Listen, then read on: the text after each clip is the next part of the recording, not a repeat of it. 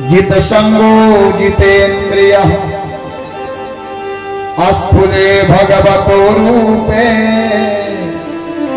मनः संधारयेद्धिया। पहली बात क्या है? जिता समूह।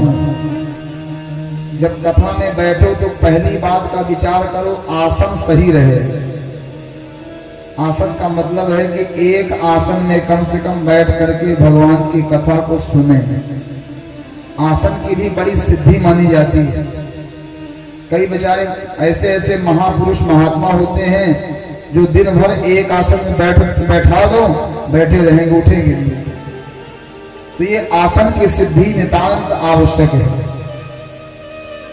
अगर राशन हमारा कम रहेगा तो आसन सही लगेगा। अब जब राशन जी भर के खींच लेंगे, जगह है 4 रोटी की तो सुंदर स्वादिष्ट भोजन मिल जाए तो 8 रोटी खींच लिए तो महाराज फिर कथा में मन कहां लगेगा। इसलिए संतों ने कहा राशन कम करोगे तो आसन सही लगेगा, और अगर राशन ज्यादा हो गया तो आसन लगने वाला नहीं है। तो पहली बात है जिता समूह, आसन को जीतो। दूसरी बात जिता श्वासो। बार बार जमुहाई आ रही है, बार बार नींद आ रही है, झपकी आ रही है, तो इन श्वासों पर हम विजय प्राप्त करें। और तीसरी बात जित संगो।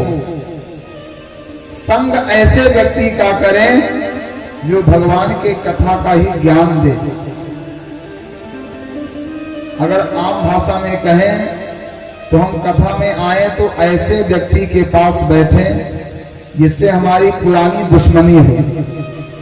कम से कम कथा के दौरान बात नहीं होगी, लेकिन हम करते क्या है, जो देखते हैं कि हमारा मित्र कहाँ बैठा है, जाके उसी के बगल में बैठ जाएंगे और सारी चर्चा घर की कथा में ही संपन्न हो गई। माताएं आएंगी तो जो अपनी सहेली है उसी के अगल बगल ढूंढ के बैठेंगी और सारी घर की चर्चा कथा में। तो जित संगो। और चौथा है जितेंद्रिय। जितेंद्रिय बने। हमारी तलब है पान खाने की, गुटखा तंबाकू खाने की, बीड़ी सिगरेट पीने की, तो कम से कम कथा के समय इन जो हमारी जो ये तलब है, जो लालसा है, इसको हम दूर करके इन इंद्रियों पर हम विजय प्राप्त करें। तो और 5वीं बात अस्फुले भगवतो रूपे मनः संधारयेद्धिया। अपना यह स्थूल जो भगवान का स्वरूप है, उस स्वरूप में अपने मन को हम अर्पण कर दें तो कथा हमें समझ में आएगी। अगर इन 5 बातों में एक बात की भी कमी है तो यह कथा समझ में आने वाली नहीं है। कथा में बैठ जाना बड़ा सरल है, लेकिन कथा सुनना बड़ा कठिन है। कथा सुनने की विधि माता जानकी बता रही है लंका में।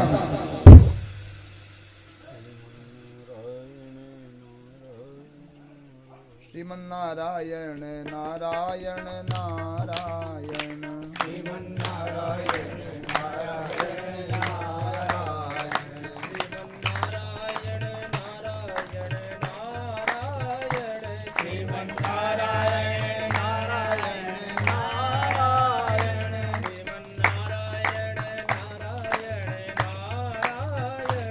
श्रीमन्नारायण नारायण नारायण, श्रीमन्नारायण नारायण नारायण, श्रीमन्नारायण नारायण नारायण, बद्री नारायण नारायण नारायण।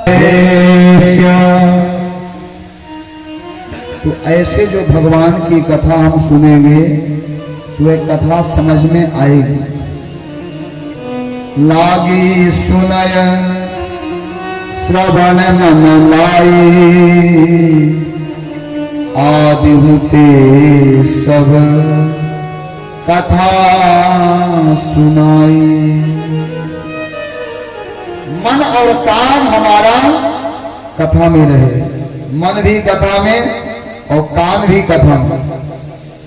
और हमारा कान तो कथा में है लेकिन मन हमारा कहीं और घूम रहा है। तो ऐसे कथा सुनने से कथा में मन नहीं लगेगा। अस्थूले भगवतु रूपे मनः संधारयेद्धिया। राजा परीक्षित ने पूछा कि महाराज, जिस परमात्मा की आप कथा सुनाने जा रहे हो वह परमात्मा है कैसा, दिखता कैसा है? राजा परीक्षित से श्री सुखदेव जी ने कहा कि हे परीक्षित, उस परमात्मा का वर्णन कहां तक करें? पाताल में तस्य ही पाद मूलम पठन्ति पाशनिक प्रपदे रसातलम महातलम विश्वसृजोथ गुल्फो तलातलम वै पुरुषस्य जंघे। वह जो परमात्मा है पाताल में तस्य ही पाद मूलम, उसके पैर पाताल में है और उसका मस्तक सप्तलोक में है। पग पाताल शीश अजधामा, अपर लोक अंग अंग विश्रामा। संतों ने कहा कि हमारा भारत देश भगवान का हृदय है, इसलिए भारतवर्ष जहां भगवान के 24 अवतार हुए, वह भारतवर्ष की महिमा। ऐसे भारतवर्ष में जहां ये भगवान का मानो संपूर्ण भारत ही मंदिर है। हम गर्व से कहते हैं हम उस देश के वासी हैं जिस देश में गंगा बहती है। यह भारतवर्ष मानो विश्व के लिए मंदिर समान है। ऐसी यह भारत की भूमि जो विश्वबंद है, यह संतों की तपोभूमि है। यहां जन्म लेना ही मानव जीवन के उत्कर्ष आनंद का क्षण है, जो भारतवर्ष में जिनका जन्म हो जाए। ऐसा यह भारतवर्ष, संतों ने कहा कि मानो यह भारतवर्ष भगवान का हृदय है। जो ये वृक्ष है ये भगवान के रोम है, जो नदियां हैं ये भगवान की नाड़ी है। इसलिए प्रकृति का हमें सम्मान करना चाहिए। संपूर्ण प्रकृति भगवान का ही स्वरूप है। गोस्वामी जी एक ही चौपाई में संपूर्ण प्रकृति की वंदना, श्री राम मैं सब जग जानी, करहु प्रणाम जोर जुग पानी। सारा संसार विश्व प्रपंच श्री राम में है। ऐसा गोस्वामी जी एक ही चौपाई में सबको श्री राम में बना दिया। ये संपूर्ण प्रकृति श्री राम में है। हम अगर भगवान को मानते हैं तो प्रकृति का भी सम्मान करें। संत बिटप सरिता गिरिधरनी, परहित हेतु इन्हीं कै करनी। ये वृक्ष क्या है? परोपकाराय फलंत वृक्षा, परोपकारी है। नदियां क्या है? दूसरे को जल पिलाने वाले।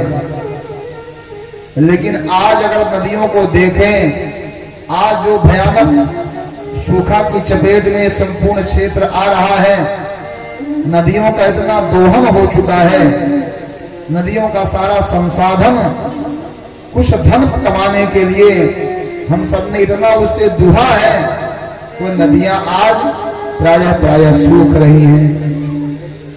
अगर बांध ना हो तो भारत की मुख्य नदियां बचे, बाकी सारी नदियां सूख जाएं। एक बूंद कहीं